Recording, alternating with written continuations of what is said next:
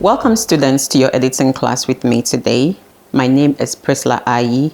I've been doing this for the past close to 20 years, if I would say. Editing is fun and I hope you'd enjoy what we'll learn about today. It's going to be very practical, so take your time, enjoy and take some points. So the topic we'll be treating today is rhythm and pacing. I hope you have fun. Let's edit. In your day-to-day lives, I'm sure you edit each and every day, even if you're not in school or in class. You go for a function, you take videos, you take pictures, and with the evolution of digital media now, we have a lot of editing apps on our phones. So you find yourself, you come back home and you're like, okay, let me cut this part of the video, let me cut that part of the video, let me add a little music to it, let me add a little picture or graphics to it, let me add some few effects to it, and then let me post it on my social media handles. It could be on your TikTok, on your Instagram, or on your WhatsApp status for people to see, share and like. Basically, that's editing. So when it comes to professional editing, how and when you find the right rhythm for editing, I would say this has to do with each and every editor. Your skills and your experience would help you to determine the rhythm of a film. But once you start editing your first scene, you should have the flow, you should have the pace, you should have the tempo or the rhythm that you want to use for the entire film.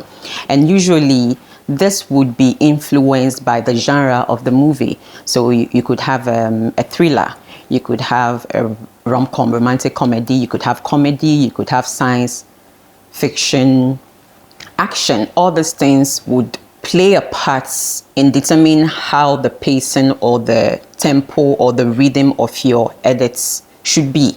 So let's say you're editing an action movie.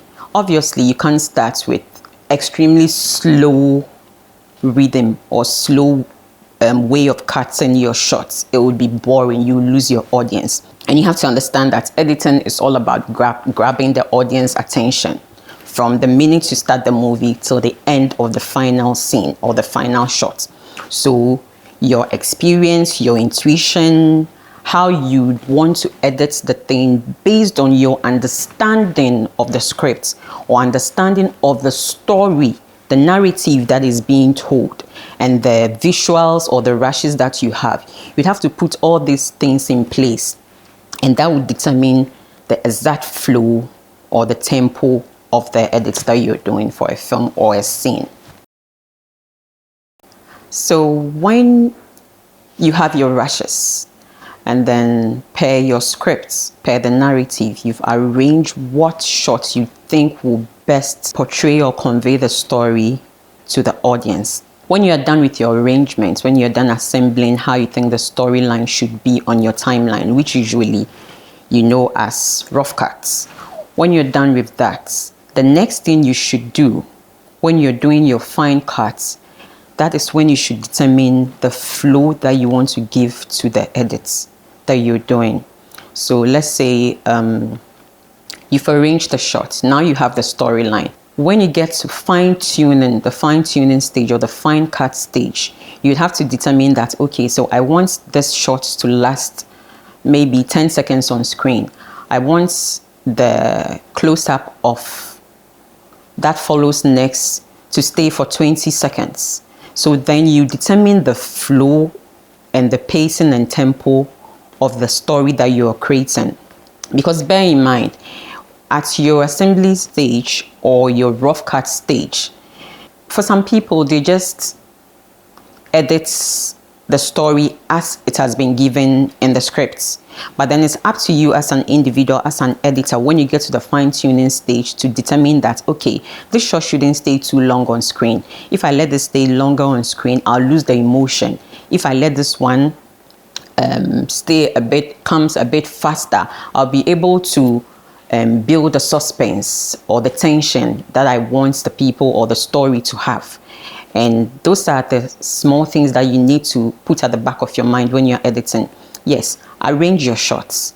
Have the storyline that has been given as has been said in the script. But then when it comes to fine-tuning, as an editor, you need to add your touch to it. So determine where you want to shorten things, where you want to prolong things, where you want to add effects, where you want to add music, where you want to add instrumentation to heighten the mood of the storyline that you're doing. So the difference between rhythm and pacing, when you hear rhythm, you usually associate it with music. So music, you'd have the rhythm, usually you say the beat or the tempo of the music. So you have reggae, you have R&B, you have rap. You know, the minute you hear reggae, you know the beat that comes with it. You know how it's supposed to flow. You know how the song, the arrangements and the composition and everything has to be. In the same way, you can apply to editing. So the rhythm, when it comes to editing, has to do with your selection of shots, the arrangement of your shots, the duration of the shots on screen. When do you decide to add effects? When do you decide to add transitions? What type of transitions do you want to add? Do you want to just do a simple cut? Do you want to dissolve? Do you want to fade in and fade out? Like, what do you want to do? Do you want to add effects? At what time do you add it? At what time do you add your music to convey the story or the narrative? Rhythm has to do with the flow, the tempo, which you'd give to the entire movie, your entire story. So when do you determine that this shot that you've selected should stay longer? Should it stay longer? Should it stay shorter on screen? When do you want to add your graphics? When do you want to bring in your sound effect? When do you want to add music? What emotions do you want to convey? How do you want the viewer to feel when they watch the scene or the sequence that you're editing? Let's say the visual look and feel that you give to an edit, right? And then pacing, let's say rhythm is the mother and pacing is a child.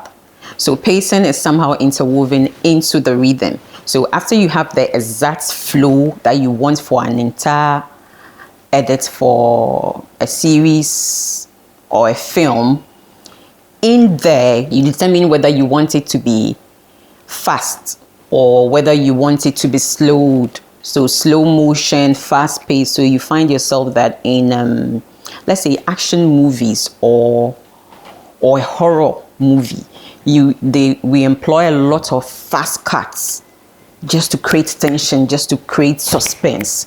So you're editing, and then what you find yourself, let's say let me give an example. So you have a scene in an action movie where a character has just been informed that a villain just killed his family. So if you are editing as an editor, you have different ways of going about it, but then to convey and portray what the story wants and the emotions we want to get when the viewer is watching, you can edit. Let's say, so there's an extreme long shot, another character walks in to come and tell the character that so and so villain has killed or murdered your family. Then you can cut to a long shot, then to show the person telling the character or protagonist that this is what has happened. There, just when the message that has been sent to him is sinking in, and one editor can decide to cut to, let's say, a medium shot. Another editor can also decide to cut to a medium close-up or a choker for us to get the emotions at the point where the actor is just about to cry, for tears to drop on the face, so that you get the emotion that the story wants to convey. At that point, what do? Do you want to add music? Do you want to add sound effects, emotional music, emotional sound effects? All these things, it determines on the pacing you want to do. So somebody can cut it with very slow motion. The pictures or the visuals stay longer, slow motion with music that can be fast or very slow at the background, or you could cut it very fast. So you have the person being told, you cut 2 seconds, the next one 2 seconds, 2 seconds, up till the point where the character sits in their car or on a horse or whatever and rise to the place where the villain is to attack the person. So how the duration in which you cut would make it very fast or make it very long, depending on whether you want, if it's slow motion, then maybe you want to calm the audience down. You want them to go into the character and understand what the character is going through. But then if you want momentum, you want speed, you want action, something happening, you use fast cuts. And that's the pacing. It has to do with the speed. So yes, a scene with slow rhythm can definitely have a faster pacing in there. So let's take a scene whereby romantic movie and there's a conversation between two characters who are in love. If there's an argument scene, even though the rhythm or the entire flow of the movie is more relaxed to help the viewers to get into the love mood of the characters, if there's an argument, you'd have to cut fast between the two people. So let's say one character A has cheated on character B, and there's an argument back and forth. You can't say because the film is slowly paced or the tempo is slow, so you'd edit the interactions between them very slow. No. Normally, when you have an argument with somebody, you don't let the person finish before the next person talks. So as the person is talking, you intercut. So you cut from A, you cut from B, depending on the pace that you want the argument or how you want the argument to look like a very intense argument. You have to cut back and forth between. So this person says this before he's about to finish. The lady comes in and talks, and this person doesn't let the person. So it's back and forth, back and forth, back and forth. And that's to create a certain mood. And all I've been talking about is it depends on the storyline with which you're working and what's the message you want to convey. So yes, definitely a slower paced or a slow rhythm tempo movie definitely would have fast cuts depending on what you want to convey. The rhythm of a first scene is very important. By the first 5 minutes, you should have your audience hooked on whatever they are watching. No matter the genre of the movie or the series or whatever it is that they are watching.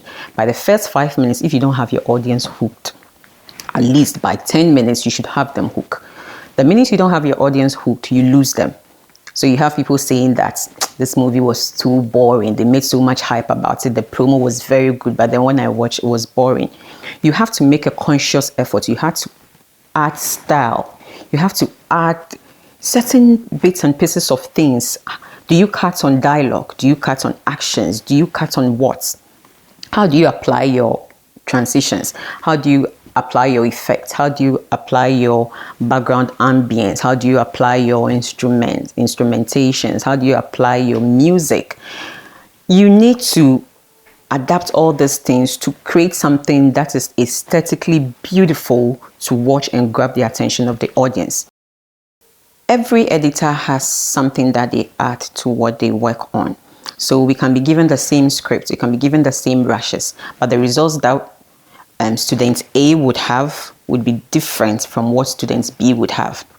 Not that they are all wrong, but it depends on how they understand the story and what they want to convey per how they understand it and their emotions. You can have the best production, but if an editor doesn't apply certain magic to it, you can mess up the entire movie. Let's take Man of Steel, for instance. So you have this scene where he was fighting with General Zod. And then General Zod was insulting him that I've been a soldier all my life. Where did you learn to be a soldier? On a farm. And then started insulting his Earth mother and all that. The tempo or the rhythm of that scene started slow. They were talking, normal talking. It was slow. Then just when he delivers that dialogue, like, where did you learn to fight? On a farm or something? Clark just sparks up, and then he starts hitting him, pushing him through the farm into buildings, and that's when the fast cut starts. So at a point, if you're not careful to follow, you don't even know what is happening because it's fast, fast, fast. But then at a point, at the same time, when this fast-paced thing is happening, you find that Zack Snyder plays with this slow motion bit tool in the fast pace, which is action movie, obviously. He plays with it so that just when Superman is about to either rise up into the sky, he gives a slow shot on his cape, so you feel it's moving, and then it goes up slowly before he shoots up fast. So that's to make you feel like you're him, you are the character. It draws you into the character and what is happening at that point in time. In your first 5 minutes, what I would advise you to do, arrange your shots. Get the best take from each scene. So you have different scenes. You have your long shots, you have your medium long shots, you have your medium shots, your close-ups, based on the story that you want to tell. Get the best action from the characters that are in the movie, or their dialogue. Did they deliver very well? Arrange the best of all those. When you're done, go through it. Take your time. Where you feel the shot is taking too long on screen, cut it.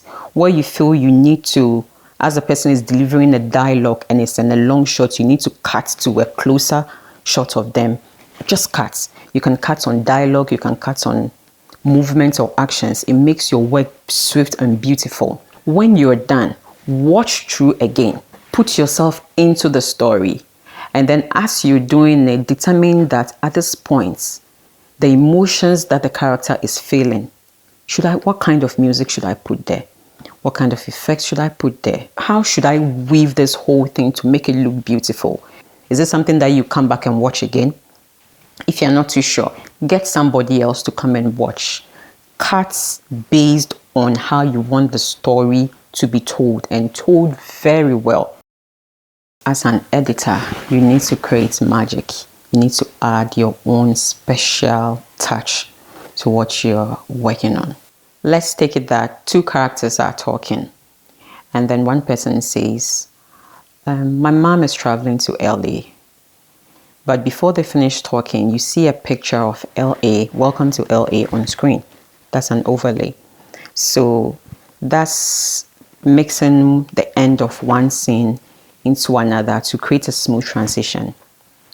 That you could have a dissolve, or sometimes you could use fade to black and then you fade back in.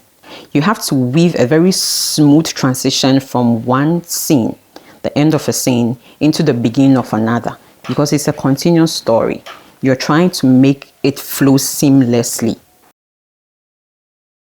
So in conclusion, class, we've been learning about rhythm and pacing today.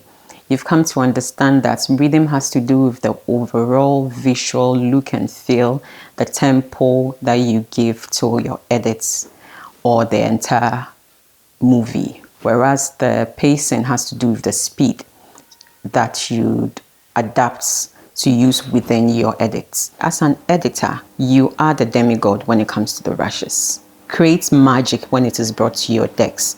How you cut should be beautiful. It should be something that when a normal person or a viewer or an audience is watching, they would love to know what happened in the next scene. You should leave your audience wanting for more. You should edit in such a way that you leave them on a cliffhanger and they want to watch what happens next. That is what your editing is supposed to do. That is the message you're supposed to convey with the rushes that you've been given. Go out there, make magic, and edit more.